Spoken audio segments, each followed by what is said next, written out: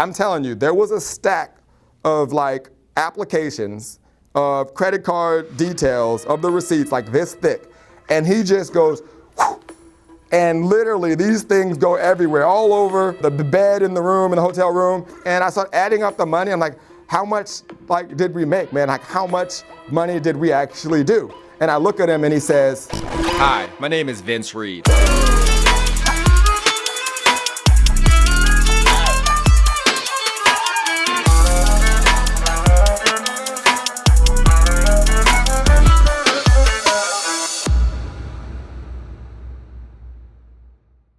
Hey, what's going on, guys? Vince Reed here, and welcome back to the DM. I hope you're getting a ton of value from the content, and as always, I want to make sure I let you know, I hope you're enjoying the content as much as I'm enjoying giving it to you. Make sure you hit that like button and you subscribe so you don't miss future episodes. And also, are you watching the recap shows where I get to make fun of Mike, talk about his dating life, talk about his OnlyFans account? You don't want to miss that. But with that being said, let's get this party started. All right, it gets crazy. Receipts are flying everywhere. I can't believe what I'm witnessing. I'm picking things up, and the stack is getting bigger and bigger of these receipts. Now remember, each one of these receipts, they're worth close to $1,500, to be exact, $1,497. And I'm picking it up, and they're flying in the air, and I look over, and I see my right-hand man picking it up. In fact, I saw him tweaking in the corner. I'm like, hey man, wrong place, wrong place. I know what it seems like, but that's not this. It's not what this is all about. This is about processing payments. Calm down a little bit. I know what it may seem, but it's not that. But it sure felt like it, I have to admit. Man, we're picking up these papers, and I finally look at my right-hand man. I said, man, how much money is this? This is crazy. Now remember, this is my first time ever selling from stage. And now I know why people have the bug. I now know why everybody wants to sell from stage. What an adrenaline rush. The only thing that compares is like running out of the tunnel in front of like 30,000 people. But this was even better. I mean, literally, picking up stacks of just money. It was crazy. So we start counting it. 1 turns to 10, 10 turns to 20, to 30, to 40. The next thing I know, my right hand looks at me and he says, man, you're holding in your hand close to $80,000 that you made in less than 45 minutes. I said, I'm in the wrong industry. Let's just quit everything, cancel the system. I want to be a public speaker. Who else gonna let me sell from stage? You gonna let me sell from stage? You gonna let me sell from stage?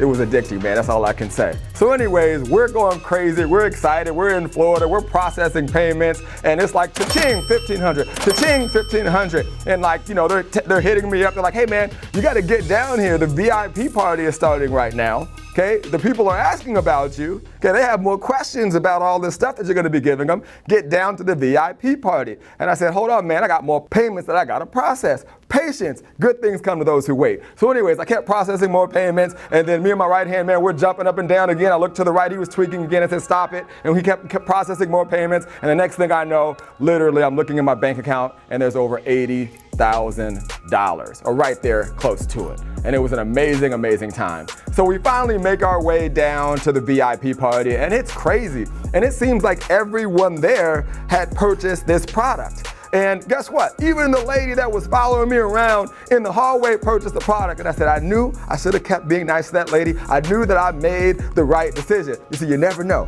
You never know. You see, it's the one that you sleep on is the one that invests in you. And she was so excited. She even brought up the fact that I was so nice to her, and she apologized for bugging me all through the hallway. And I said, yes, you were bugging me, lady. I'm just kidding. I didn't tell her that. But I was like, thank you so much for purchasing it. You're going to get a lot of value out of these presentations. And she said, I know I am. I know I got my traffic guy, and I'm excited. I said, I got you, right? So we continued to have a good time at the party. People were passing drinks, and it was a great time like most VIP parties are. And I was able to really connect with everybody that invested in it, and I couldn't be more grateful. It was such a fun time. And, for those of you who ever get a chance to, sell from stage, remember, it's all about the end user.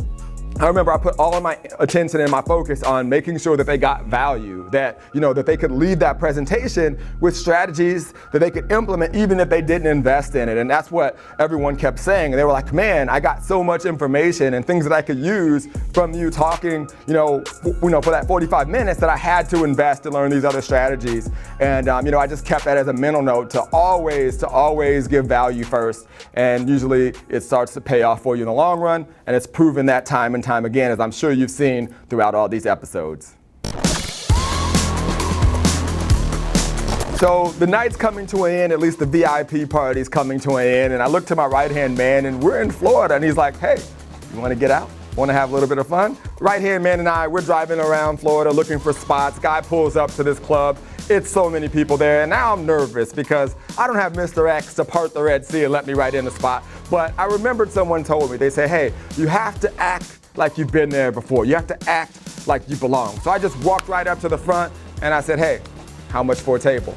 And the guy told me, boom, we're in. So it took a little bit longer than a normal Mr. X experience, but we got right in and it was great. We had a great time. And I'm looking around and, it's just people, having a great time, popping bottles and, the typical club experience. And I couldn't help but feel like I was in like an episode of Miami Vice. I mean, people were walking in with the bright jackets and everything. And it was the first time I'd ever heard the term peacocking. And that was what my right-hand man told me. So he's a little bit younger than me. He's like, look at that guy over there peacocking. I'm like, what the heck is peacocking? He's like wearing like bright clothes to stand out. I'm like, man, go get me some peacocking gear. Next time, I don't have my peacocking gear. So, he went out, ran to the store right during the club, got me this like fluorescent orange jacket, and I put it on. Totally kidding, but I wanted to. But anyways, we had a great time, had a fun time, reminiscing about the day. We were just enjoying the overall experience, and that's what it's about. You know what I mean? Like for me in life, it's about, living life to the fullest. When I was young, I would always talk to people that were older than me, my grandparents, and I would ask them stories about,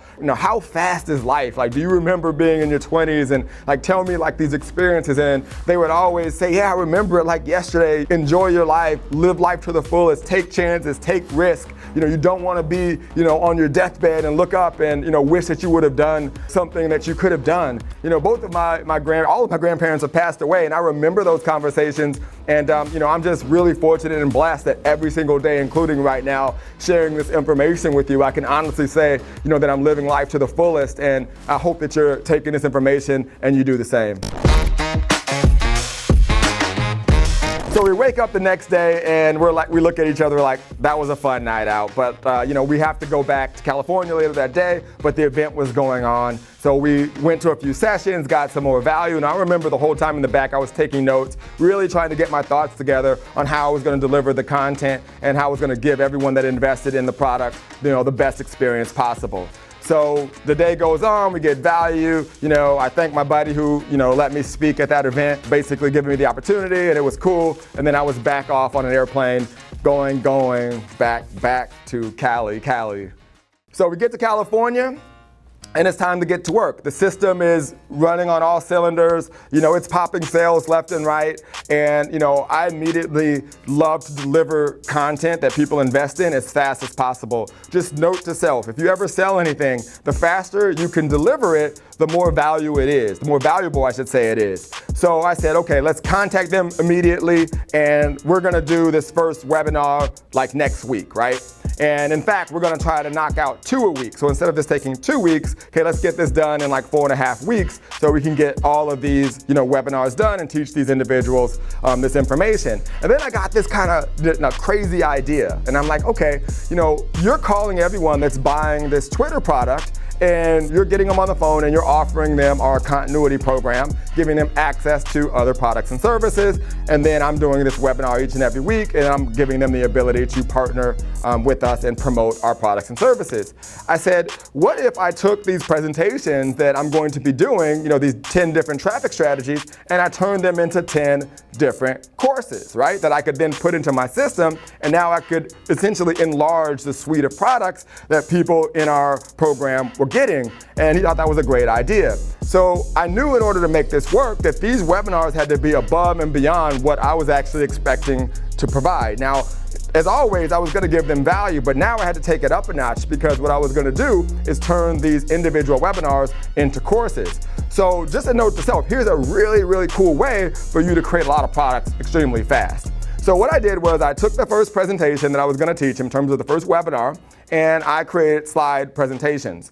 And I just basically categorized every single, portion of the slides as I would an online course. So when I was done with the 1.5 or 2 hour presentation, I was able to cut up each and every one of those webinars, and they became individual courses that I was able to knock out essentially in one essential webinar. And what made them even better was that at the end of each and every one of them, there was a pretty detailed Q&A session. So imagine getting a course and going through it, and then at the end, hearing other people ask questions about it, and then having the instructor be able to answer them. So it added more value to each and every product. So as people were going through the information, they were able to learn, and then, if they had a question, or how do I do that? How does that work? They actually saw me answering it, and people got a lot more value from it. So, after 4.5 weeks, I now went from, let's say, a suite of 4 to 5 products to well over, 15 to 20 different products, extremely detailed. And I took a lot of time, and I was delivering these, 2 a week to get this done quickly. I was able to immediately, create more product and SKUs, which essentially added more value and made it a lot easier for our upfront trigger product. And by the way, a trigger product was in this case, the Twitter course that I was selling. I would trigger the phone call. It made the call a lot easier to convert, because now he was able to show them the members area and say, hey, for just $47, or it was somewhere $47, $49, you get all of these things. You get a Q&A and you get a weekly call. It made that sale a no-brainer, and things were able to really, really take off from there. Now, what was really crazy about this entire process was after I completed all of the training, I gave the recordings to everyone that purchased, but they started to, hear about, our system, my internet traffic system, and they wanted to be a part of it. So, what was cool about it was they were like, well, how do we be a part of it? And I was able to get them on the webinar, essentially the webinar that I would do every week for the people who were in our continuity program.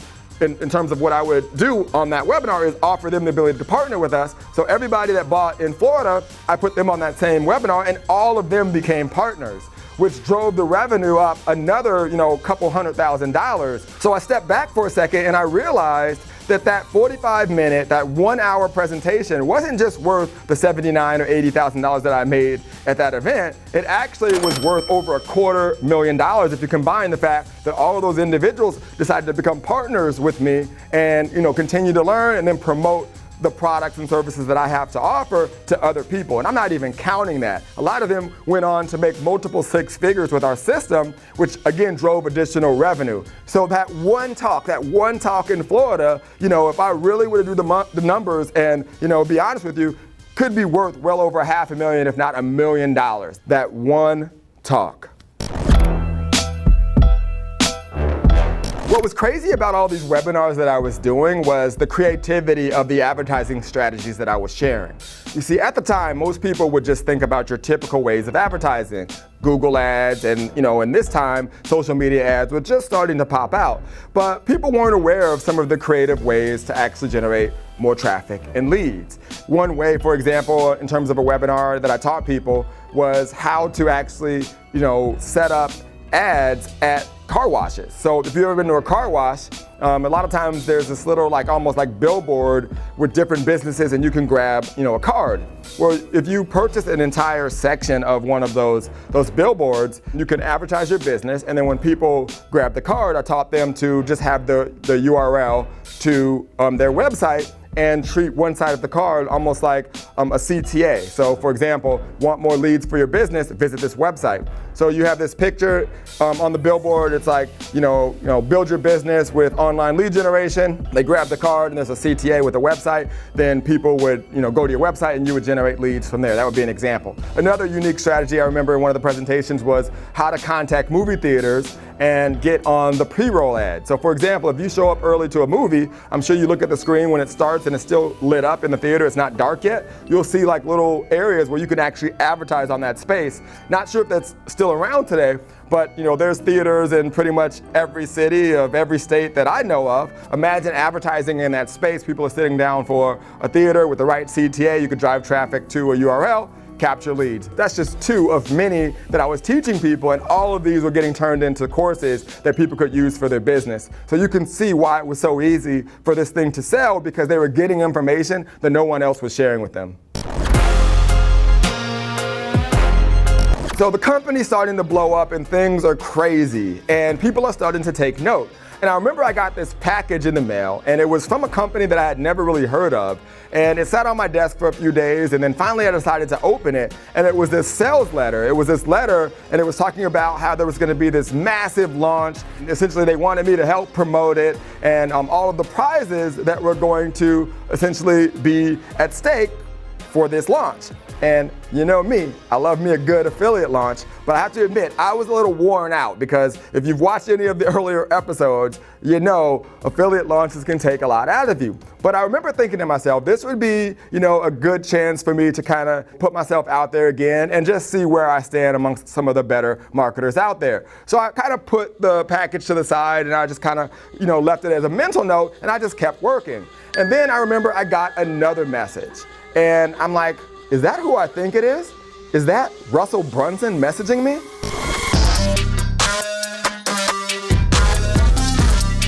Thanks so much for watching. I hope you got a ton of value. Be sure to like and subscribe so you don't miss the next one. And until then, I'll see you on the internet. Later.